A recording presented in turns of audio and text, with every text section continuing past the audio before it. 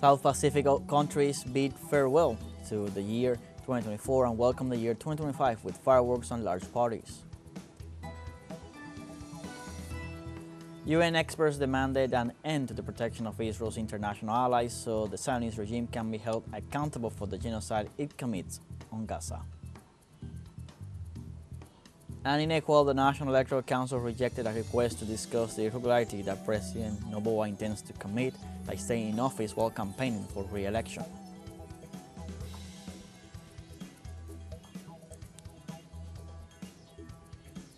Hello, welcome from the South. I'm Luis Alberto Matos from the teleSUR studios in Havana, Cuba. We begin with the news. The South Pacific countries are the first regions worldwide to bid farewell to the year 2024 and welcome the year 2025. Kiribati was the first country to celebrate the arrival of the new year 2025 with fireworks and festivities. The city of Auckland in New Zealand joined this worldwide celebration with thousands of people and the traditional countdown and colorful fireworks launched from the country's tallest structure, the Sky Tower. Likewise, other regions such as Samoa, Tonga, Chatham Islands, Fiji, and Australia celebrated with their families the traditional arrival of the new year.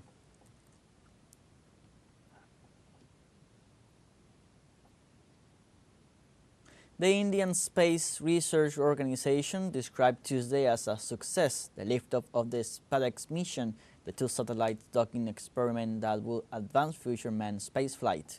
Some goals of the FTS mission are to enhance and demonstrate the technology required for rendezvous, which involves docking and undocking of small spacecraft in a low circular orbit around Earth. The project counts on a novel processor that facilitates determining accurately the relative position and velocity of small spacecraft. Moreover, the mission served as a test for the small satellite launch vehicles that India started producing for commercial purposes. Furthermore, it will be paramount for future lunar expeditions and the Bharatiya Antarctic Station. Vietnam's capital will raise its stakes in the tourism sector by 2025. Hanoi expects to welcome 30 million tourists, including 7 million foreign visitors. The numbers compare favorably with the 2024 figures. This year, Hanoi welcomed over 27.8 million travelers, 12.7% more than in 2023. According to the Municipal Department of Tourism, in 2024, revenue generated by the sector totaled $4.33 billion, a year-on-year rise of 18.3%. The Vietnamese capital introduced more than 20 new night tourism activities this year and developed 7 pedestrian streets with culinary and cultural activities.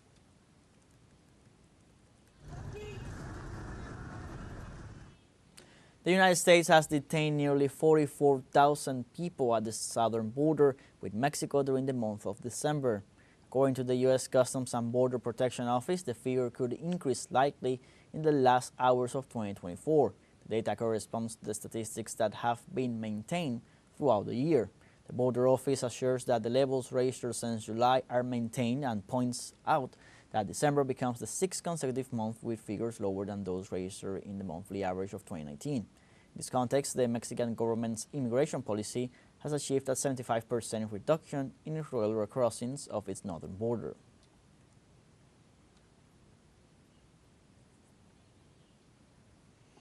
And in the United States, California farmers are increasingly alarmed by President-elect Donald Trump's deportation plans, which threaten to disrupt the agricultural workforce. In the Central Valley, where nearly half of farm workers are undocumented, many farmers rely on this labor for essential tasks like hand-picking crops, while some dairy farmers remain skeptical about the likelihood of mass deportations. Fruit and nut growers fear that such actions could lead to significant labor shortages, resulting in wasted harvests and rising food prices. Many farmers who supported Trump now face the grim reality that his policies could devastate their operations. Advocates warn that mass deportations will not only harm the agricultural sector but also exacerbate existing issues of food insecurity and inflation.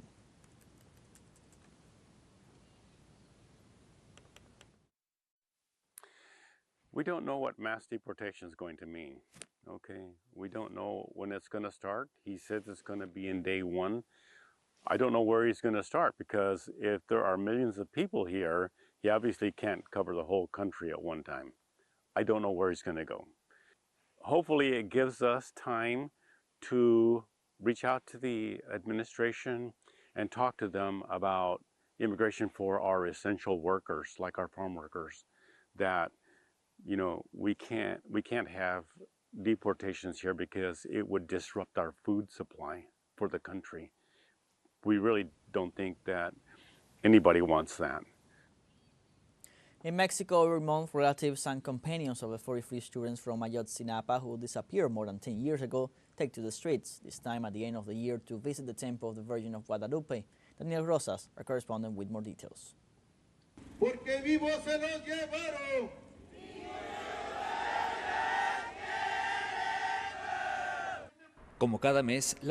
As they do every month, the families of the 43 disappeared from Ayotzinapa arrived in Mexico City to make a pilgrimage to the Basilica of Guadalupe. We ask for a softening of the hearts of those people who took our children away. The pilgrimage for the students is also taking place. Like every year-end, since more than 10 years ago, when their children were disappeared, they walked to Guadalupe to ask for the favor of the indigenous Virgin. Let us hope that we are in good health to move forward and that we can find the boys and ask the Virgin Mary to touch the hearts of these indolent authorities.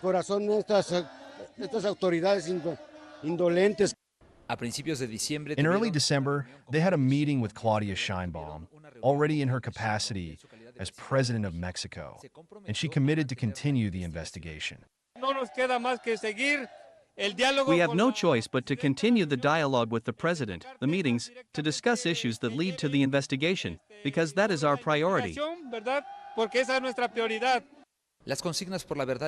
slogans for truth and justice do not change, but they trust that their faith will give them the strength to continue their struggle. The pain persists despite the fact that more than 10 years and 3 months have passed. The pain, the sadness, the absence of these relatives are still there. Life is not the way we want it to be.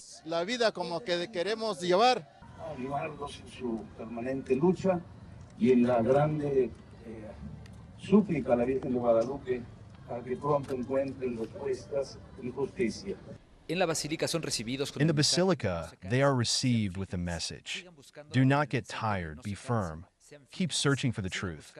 Before participating in the Mass that they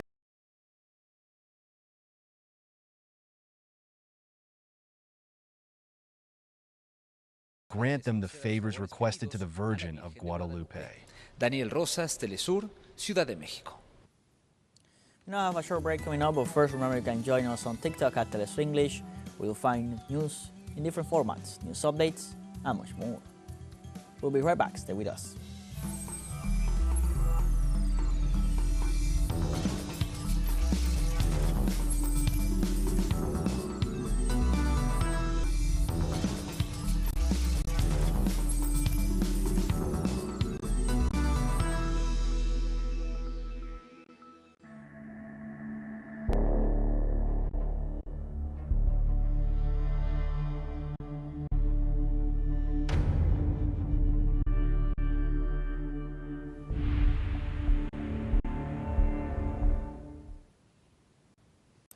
Welcome back. Through a joint statement, more than 11 experts at the service of the United Nations demanded an end to the protection of Israel's international allies so the Zionist regime can be held accountable for the genocide it commits on Gaza. The statement highlights the lack of responsibility of the Tel Aviv government for having openly defied international humanitarian law. To this end, experts from all fields listed with data the extensive number of war crimes perpetrated by the Israeli troops, among them murder, torture, sexual violence, forced displacement, destruction of hospitals, schools, and the use of starvation as a weapon of war. Crimes are part of the host of atrocities that Netanyahu's administration commits thanks to the protection provided by governments such as the United States, the United Kingdom, France, Germany, among others.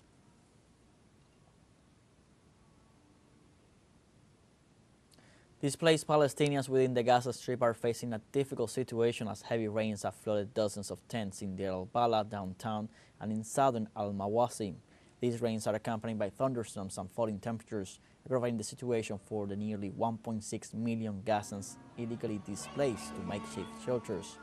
Gazan authorities reported that at least 110,000 out of the 135,000 tents in which the refugees are staying are unfit for use.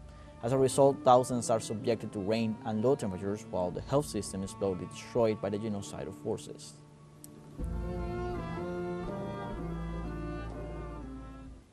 On Tuesday, Yemeni Houthi forces launched a drone and missile attack on the USS Harry S. Truman aircraft carrier. Precisely, the spokesman for the Yemeni Armed Forces, Yahya Sari, informed that a joint operation by the Navy, Missile Force, and Air Force had managed to hit the 9th U.S. nuclear device. The military spokesman also said they had foiled an attack by Washington forces on their territory and unveiled they had carried out an operation hours earlier using Palestinian Class II hypersonic missiles on Israeli territory.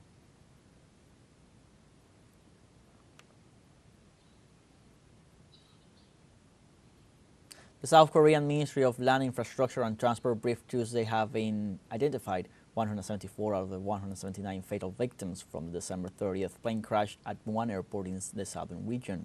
Experts are still working on identifying other 5 corpses, but those 174 remains have been handed over to their relatives.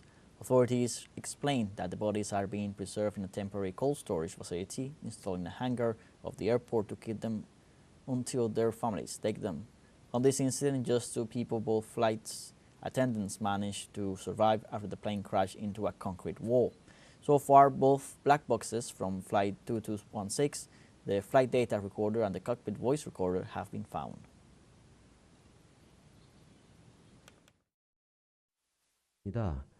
항공철도사고조사위원회 11 accident investigators from the Aviation and Railway Accident Investigation Board and 8 joint investigators from the U.S. will be dispatched to the scene and begin the accident investigation starting today. Among the 8 joint investigators from the U.S. side, 1 is from the U.S. Federal Aviation Administration, 3 are from the U.S. National Transportation Safety Board, and 4 from the aircraft manufacturer Boeing. 제작사 보잉 4명이 되겠습니다.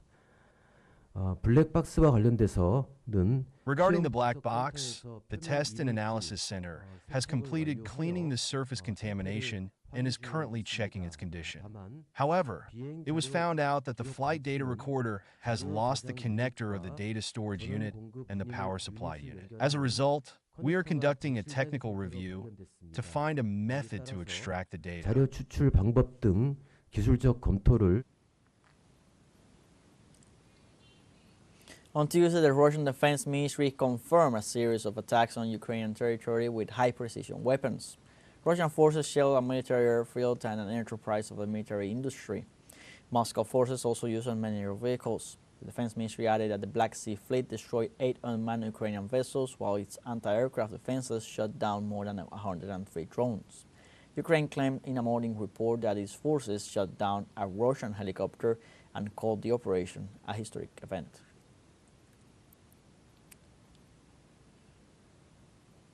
And the President of Russia, Vladimir Putin, sent a New Year's congratulation message to Latin American leaders who are allies of the country.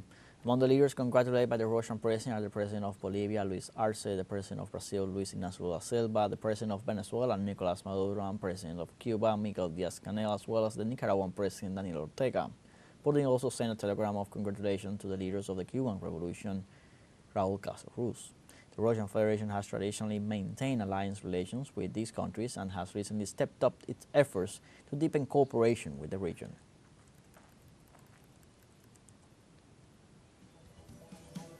Like this, we have come to the end of this news brief. We have a short break coming up, but before we invite you to visit our YouTube channel at teleSUR English, there you'll be able to rewatch our interviews, top stories, special broadcastings, and more.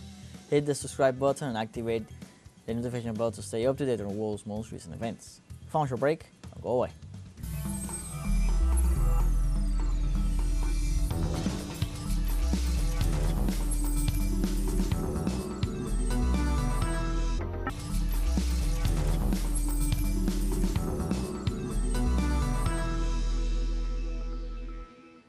Welcome back. Ecuador's National Electoral Council has rejected a request to discuss the irregularity that President Daniel Noboa intends to commit by staying in office while campaigning for re-election. The request made by Councilwoman Elena Najera demanded the Council to decide over the application of the law in question, which obliged the head of state to take an unpaid leave of absence during the campaign for re-election that starts on January 5th. Noboa has failed to comply with Article 93 of the Democratic Code in order to avoid handing over the mandate to the Vice President Veronica Abad, as the Ecuadorian legal and constitutional framework require.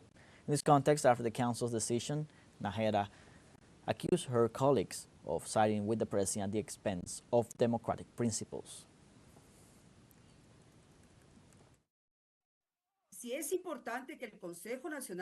Yes, it is important that the National Electoral Council pronounces itself by means of a resolution, so that from there the compliance or non-compliance with the norm may be derived. Having said this, I know that you come to these sessions having previously discussed that you already know what is going to happen. I already anticipated it in an interview on the radio, that in general, the only counselor that is and acts alone is me, since all of you manage yourselves through previous discussions, even the schedules you set are already agreed upon. So because of that, the citizens tell you and are aware of who is going to manage the electoral processes, because it cannot be that here interpretations are given based on relationships with whichever government is in power.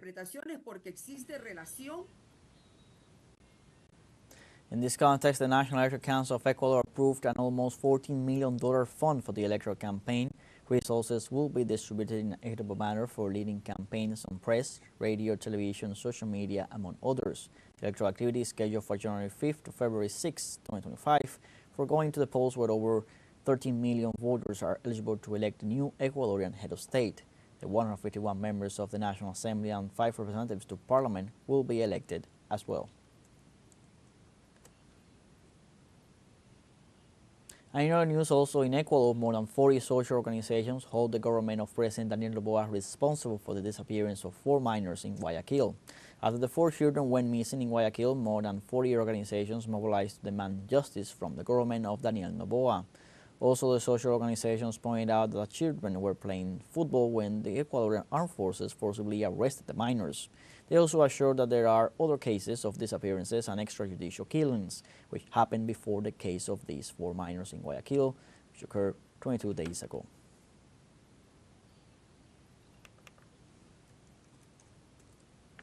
In this context, also on Monday, the prosecutor ratified that the government is lying, assuring that 3 young men and the boy were not committing illegal activities at the moment they were detained by a military patrol.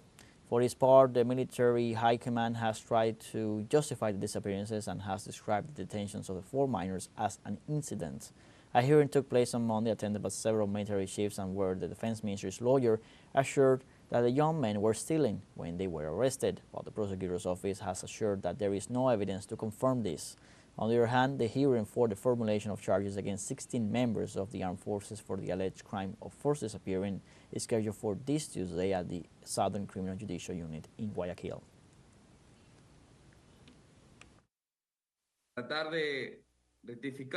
We try to rectify to Mr. Vela that this is not an incident. It is not an incident. It is a serious violation of human rights against 4 children.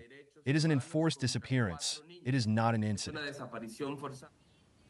The Venezuelan Public Prosecutor's Office reported Monday having released 1,369 detainees who had participated in the violent riots and crimes committed after the July 28th elections. The entity explained that from December 26th to the 30th, 413 petitions had been assessed to study the cases of those involved in acts of violence following the electoral process. These releases were granted under a process of respect and unrestricted observance of the principles and guarantees enshrined in the Constitution of the Republic in matters of human rights. Thus, the Public Prosecutor's Office reaffirmed its commitment to the defense of peace, justice, and the rights of Venezuelans.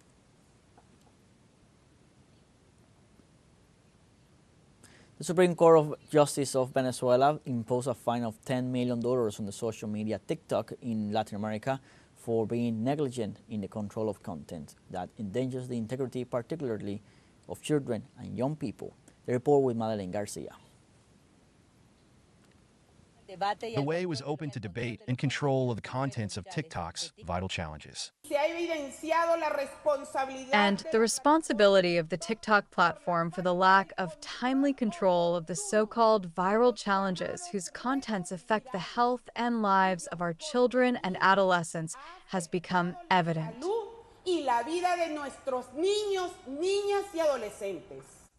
For this reason, the Constitutional Chamber of the Supreme Court of Justice announced for the first time decisions against a social network for the protection of children and adolescents, victims of manipulation and violence of the videos posted on the platform, creating a precedent with TikTok.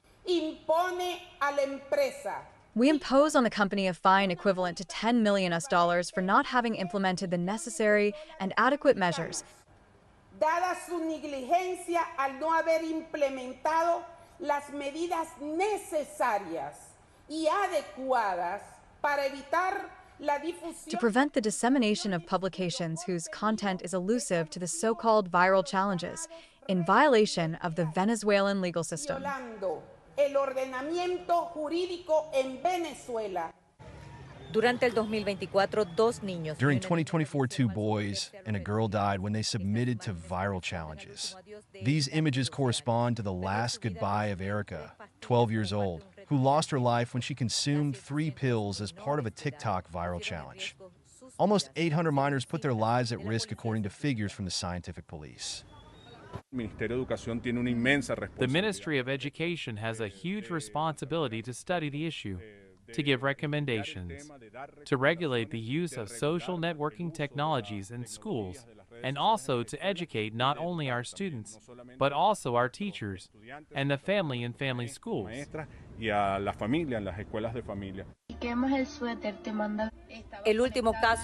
last case was that of a young woman with a special condition. She was set on fire live on TikTok following the viral challenge The Whale. 70% of her body suffered first-degree burns. I don't know what the TikTok is called, but my poor daughter couldn't defend herself. An awareness campaign about the danger of social networks compared to a whisper that kills and traps the minds of children and adolescents, inciting them to suicide, is promoted in Venezuela.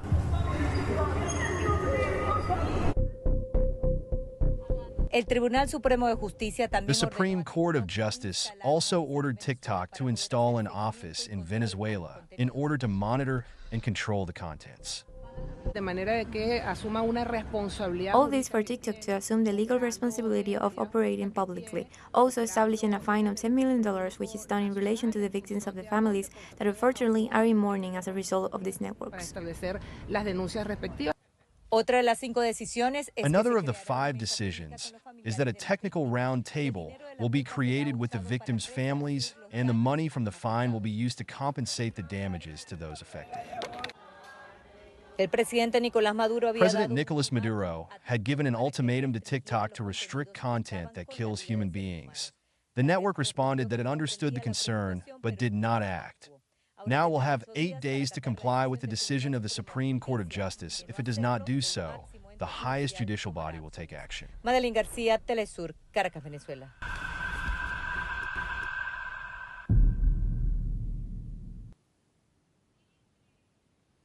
Like this, we have come to the end of this news brief. You can find these and many other stories on our website at telesurenglish.net. Also join us on our social medias on Facebook, X, Instagram, Telegram, and TikTok. TeleSUR English, I'm Luis Alberto Matos, and again, before leaving, we leave you with images of celebration and fireworks as nations on Asia and the Pacific are celebrating the year 2025. Let's see.